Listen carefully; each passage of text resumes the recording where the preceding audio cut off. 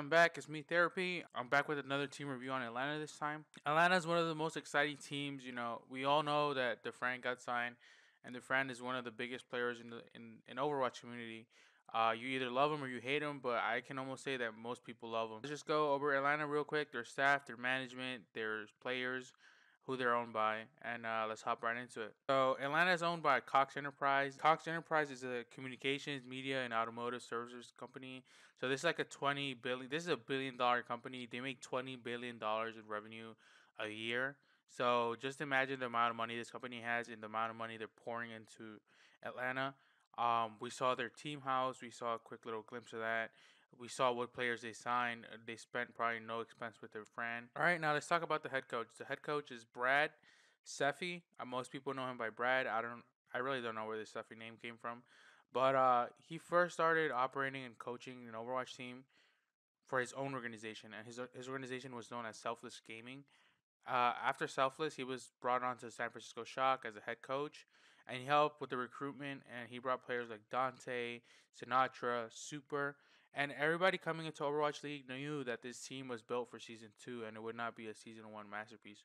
Sure, if in Season 1 they made playoffs, it would be great, but everybody knew that this team was built for Season 2 because the best players in the squad were underage, and Sinatra and Super, which were the upgrades over Dante and Nomi. And after two stages, the Shock parted ways with him, and he moved on to last night's leftovers, an unsigned Contenders team that made it to Contenders playoffs in Season 1. He's best known for his scouting talent, and specifically in the DPS role. He had players like Sinatra, Dafran, Dante. He brought Carpet to North America, and he scouted Sleepy as well. So he has all those players under his belt, as a perfect example of the type of player he can groom. And we're just gonna have to see if this season his scouting actually plays off. So next up, we have an assistant coach. We have Silence, and Silence is one of those coaches that started in the tier 3 scene, and he made his way up. He first made like an appearance when he posted on Reddit a 32-page document on how to play against Ghost Comp, and that caught the attention of Brad. And Brad asked him to join the coaching staff of last night's leftovers and Contender Season 2. Brad must have seen something inside of Silence that he decided to bring him with him into the big leagues, into Overwatch League, and his attention to detail could be important for this squad. And then we have one of the most exciting signings that's not a player in the league. This analyst is actually the youngest, I think, staff in the whole Overwatch League. He's only 16. This kid has like a lot more experience than some other like analysts in the league. He had stints with Congarna. He had a stint with Goats, Angry Titans, and EU. And he was even the analyst for the Team Canada in 2018. Being that young, he has a lot to prove. The fact that he got signed at such a young age shows how much he's capable of and how much he can become. Because you sign a person for their potential, and Danny has the potential to be one of the best analysts in the league. And this experience in the Overwatch League is a huge step towards his progress, and I think he's gonna be able to hold up. All right, so here we have a more newer coach. His name is Casores, and he's in charge of player development. And he comes actually from the European scene, where he spent 2 years as a support player for several teams, mainly that's a disband in EU Contenders Season 1. And after that's a disbanded, he joined 1 point as a head coach, and he steered them through Contenders Season 2 trials, and he helped them get promoted into Contenders the regular season, and they ended up in the playoffs and the quarterfinals. And he has like a very short track record, but it's a very good one. And I think that Brad saw potential in him, and that's why he's picking him up. Considering he does have some experience playing up against some of these EU players like Kodak, Masa. It's pretty good that they brought him in. And this squad actually has a translator. It's Dongman. He's actually a veteran person from the esports community. He has several Blizzard titles, including World of Warcraft, Hearthstone, Heroes of the Storm, and he was a Korean English translator for his first step into the Overwatch scene. But his experience in esports in general and his mastery of the two languages is just gonna help Atlanta so much. Because we know that half the squad is Korean, half the squad is English. So him being there is just gonna have make the transition so much easier for them. All right, now let's hop into the players. This is where the fun stuff begins. Let's start off with Gator. Gator began his Overwatch career with Fractal Esports, Tier 3 team, which saw some success and barely missed out on a contender spot in Season 1. After Fractal disbanded, Gator and his teammates formed the infamous Goats. This is where the Goats count came from. and they popularized triple tank, triple support, and they began to dominate Overwatch at the tier 3 scene. And they ended up getting invited into the B Invitational, and they placed second in the pit championship, and they qualified into contenders trials with their victory in open division. Before trials began, there was just, like, this whole like controversy around Gator and the Goats players. Um, One, that they were very toxic. Him and his brother Scott were toxic players, and they were win trading on the in ranked games. And so Blizzard stepped in and they banned him, and he was not able to participate in the contenders trials phase. And so this is when XQC stepped in and he tried to help him out, but that was not enough, and they ended up missing contender spot that season. But Gator was very impressing. He was probably the most impressive player in that squad. Seeing that Reinhardt was the carry, or like, the lead hero in that composition, and he was shown as a very aggressive tank style, and he was always punishing the other tank if they were mispositioned. And coming into Overwatch leagues, we're gonna be able to see huge plays from this guy. Next up, we have Pacbro, and he's actually pretty. He has a very high reputation, and this is because he's a rookie. He's a rookie compared to like all the veteran players. I've been playing this game for 2 years, 2.5 years, year and a half. He basically has 1 year under his belt, but that 1 year is so impressive, man. In Contender Season 1 of Korea, he got signed for Element Mystic, replacing Fearless in the main tank role in Korean Contender Season 1. And Element Mystic, along with Dako, which was his off tank partner, uh, they went 5-0 in the group stages. That's very impressive, not to lose a game to any other Korean contenders team. You have the likes of Runaway, X6 Gaming, who eventually won season 1. Um, that's very impressive, especially when that's your first season as a pro. You have your first 6 months as a pro, and you're able to go 5-0. That's freaking amazing. In the playoffs, they ended up choking, and they only made it to quarterfinals. So they were like kind of the NYXL, right? They were top dog during the regular season, but then in playoffs they just choked. And then again, the same thing in the semifinals. They crashed out in the semifinals of season 2. Pacbo's gonna come into Atlanta ready to prove himself. He's gonna be able to show why he should have been picked up by other teams, and and in my opinion, he is one of the better main tanks coming into the league. I wouldn't say top 5. I'd say maybe top 7, probably somewhere around there. He's definitely a top 10 tank coming into the league. Next up, we have Dako. Dako was the main tank partner of Pacbo. He was the diva player for them, and he was part of Element Mystic since mid 2017. So when Element Mystic started, he was playing with them. And just like Pacbo, he has like a year and 6 months of experience, which is not much when you're looking at the other players who are going for 3 years, 2 years. And he was part of Element Mystic squad that defeated the South Korea 2017 World Cup show match team. He was acclaimed as one of the most mechanically skilled diva players in Korea, kind of like Meko from the NYXL. But he suffers from the same like situation as Pokpo, where they choked in this, and they always keep choking in the playoffs, and that takes a toll on a person's reputation, because if you're known as a choker, you're never gonna be seen as that top tier player. So I'm really excited for this duo. Pokpo and Dako are definitely gonna be starting as a duo, and I'm so excited to see what they can do. And I'm so excited to see what they can do for this team. Next up, we have DPS. All right, let's just get this out the freaking way, man. Let's talk about the. Hailing from Denmark, Dafran comes into the league as a Torbjorn specialist for the Atlanta Reign, and we all know that every team needs a Torbjorn specialist, and Dafran is the creme de la creme. Um, Jokes aside, Frank comes into the league with a lot of excitement and buzz around one player. He's probably the player with the most excitement around him since XQC left the league. He was often regarded as the best player not to join Overwatch League Season 1. And after many like months of speculation whether he was going to join or not, it was confirmed in October 2018 that he was going to sign for the Atlanta Reign. He has a very short and infamous career. We've all heard about Dafran and what he could do in the pro scene, and he only did all of that in 6 months. He signed with Selfless Gaming, his first and only organization, in January 2017. And by June of the same year, he ended his stint his professional Overwatch career. In those 6 short months, oh my God, Dafran was a beast. He was he was a freaking animal. Uh, Him and his like team of misfits, Sinatra, Emong, Kresnik, Doc, Michael 3D, they all became household names in the Overwatch scene, and they were often regarded as the best team to win nothing. They took the pro scene by storm and immediately adopted an aggressive playstyle, constantly spawn camping their opponents in pro games, overwhelming them with sheer mechanical skill. In May of 2017, his mental health started to deteriorate, and we can see this by the act poor sportsmanship in the monthly melee match against Yikes. So let's roll the clip so you guys can see. Wait, where did that happen? In Spawn? What? Fat fingered? Or maybe he's just using it to get out there faster? I don't know. Why is he not with his team?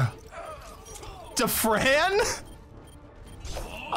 That means the map is over, by the way. Dafran has given up. Dafran's given up. I don't like it. I don't like it. I mean, I guess, you know, you just move on and that's it, but like, something I don't like about that. The phrase is... This was the first sign of his troubles, and then in June 2017, he got banned for throwing on stream and encouraging others to throw. I don't know if you guys remember this. I remember this. It was like a huge deal. He was playing Torbjorn, watching Gordon Ramsay on stream, and he was telling people to throw for Dafran, and then you would have his Twitch viewers go on to Overwatch and throw on Kefri's stream. So he got banned for that. He got his ban was kind of heavy. It was a very heavy ban because people thought that Blizzard was making an example out of Dafran, and so he couldn't play in competitive Season 5 of Ranked. He wasn't allowed to play in Season 0 or Season 1 of Contenders. And then Dafran took a long break before he returned to the streamer route. And he was constantly asked by hundreds of people, like, would you ever become pro again? Can you play pro again? We want to see you in the Overwatch League. And he would just shrug it off and he would say, no, like, oh, that's not for me. I love being a streamer. But that's a lie, and thank God, because now we get to know where Dafran ranks up against the best in the world. And a lot of people have a lot of question marks around Dafran because they're like, he's been out of the game so long. He's just a ranked player. He's just a good ranked player. He's not a good pro. Blah blah blah. But I don't believe that to be true. He has one of the best hit scans in the world. He has his tracking is insane, and you're like, whoa, hit scan isn't meta. Blah blah blah. All right, it doesn't matter right now, but it will be soon enough. And with all these nerfs that came to Armor and Bridget, it'll be meta again pretty soon. And as mentioned in this clip right here, I'm going to play for you guys. Will you ever make a return to pro? Maybe, if I become good enough again.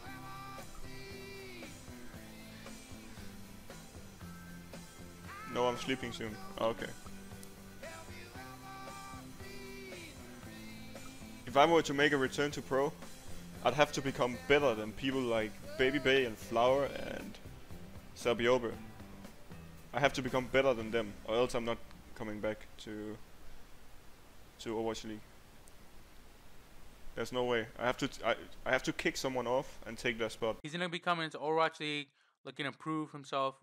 Why people think he's one of the best, and his hero pool is actually pretty insane. He plays Soldier, Tracer, Torbjorn, Widow, Zarya, Sombra, and he even has some Lucio time. And even in Selfless, he played some Orisa, some Winston.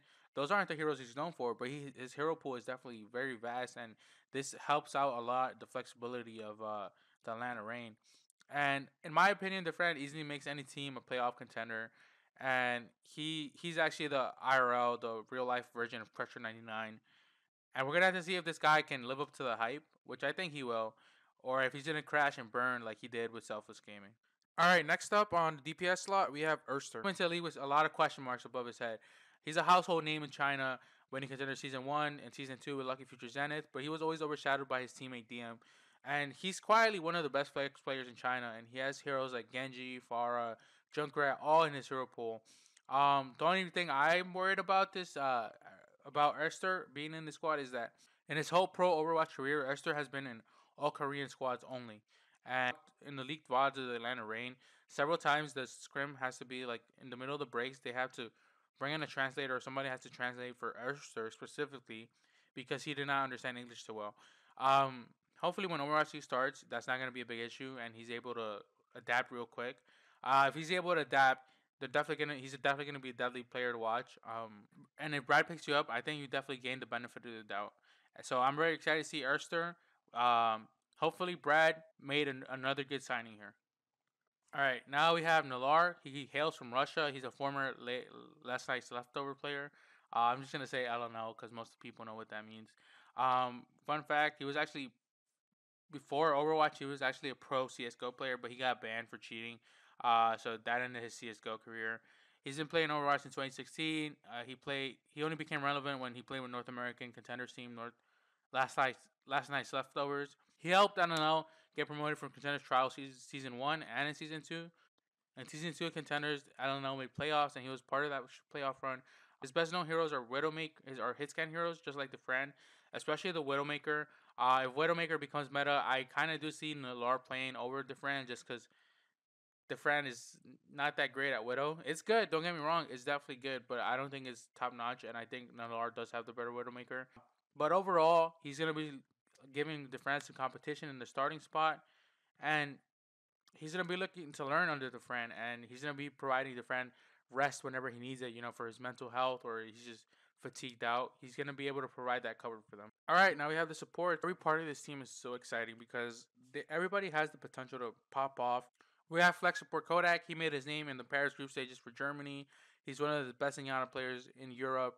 He's very mechanically lifted, and he always plays any hero that the team needs. So in season 1 of Contenders, basically all the teams already had their flex support. They already had their squads finished up, and so Kodak was gonna be without a team.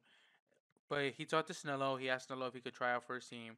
Snello was like, "We already have a flex support, but we do need a diva player." So Kodak ended up learning diva, and he had no prior experience on the diva role, and he got picked up for the team, and they finished second in that season of Contenders, which is pretty impressive. Granted, they had like a lot of good players like Snello, Mistakes, but having no prior experience on that role, it just shows how flexible you are. Sadly, his mother passed away due to cancer in December 2018, and rest in peace. He's going to be coming into Overwatch League, looking to make his mother proud. And I'm very excited to follow the storyline. And as one of the most exciting prospects to come out of Europe, I hope that everybody's regarding as Kodak and his partner Masa as one of the top five support duos, and I think they will be one of the top 5 support duos in Overwatch League. And I hope they prove to the rest of the world why everybody thinks that. And in the other main support spot, we have Masa. And Finland, they have like a bunch of god tier DPS support players. Shaz, Big Goose, Masa, Ripa, those are all insane players. Like, dude, like it's like a farming ground for support players. Masa has a bigger reputation than Kodak coming into the league. He's literally the definition of a Reddit Lucio. He's wall riding. He solo beats to save himself. He'll get massive boops. He'll make huge plays. No, it's a very exciting playstyle to see. Definitely, everybody likes to watch those kind of stuff.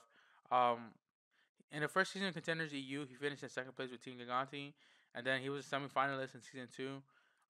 He's the ult tracker for this team. He's a great in-game leader. He's very vocal. He's mentally strong, and it explains his quick rise in the pro scene. He's only been in the pro scene for like a year, I believe. And interestingly enough, he actually used to be a diamond player in season 2, like when the game first started. He was a diamond player, and now he's one of the best support players in the world. So it just shows if you commit to something like what you can do. Overwatch, a lot of people think is a raw skill, and some of it is raw skill, but this is talent you can learn, and it's game sense you can learn. Moss is one of the best examples of this. So my thoughts on this team are they're definitely a coin flip. Could either be one of the best or one of the worst. And I think throughout the season they're going to be having, wow, this team is one of the best in the league moments, and then they're going to be having like, wow, they're in a real slump right now. And I place them at 10th because I think throughout the year they're going to be throughout the season they're going to be having very high moments and very low moments. Dafran is definitely going to be one of the players to watch on this team, if not the player to watch. He currently plays Zarya for the team because it's a GOATS meta. If DPS becomes prevalent and a soldier or a hit scan like Sombra, McCree, Tracer, if any of those become relevant, Atlanta is going to be in a good spot and they will be a top 10 team. And I can see them making playoffs. And if they do make playoffs, I don't know if they'll make it far because this team is known for choking. Puckbo, Dafran, Masa, Kodak, none of them have championship experience. Like none of them have won actually anything. And that's very worrisome because if they were to make playoffs, I don't know how they would react to the pressure. We've seen the Fran under pressure, and he cracks under pressure, and we're gonna have to see what the rest of the team does to help him. I could definitely see them making playoffs, but I don't see them going far in playoffs just because they are a choker of the team. But yeah, I'm excited to see what they can do. Hopefully they prove me wrong. I really want to see the Fran win something. I do think he is one of the best players in the world. I would say he's already top 5 player in the world. All right, guys, I'm heading out. All right, guys, I'm gonna be uploading more frequently because there's only like a month to Overwatch League, and I've only done like half the teams. I've tried to invest a lot more time into researching it. Most of the new teams are covered. I'm going to be talking about like the older teams for season 1, and it'll be much easier because most of you will be familiar with these players and what they've done. All right, guys, I'll see you guys in the next one.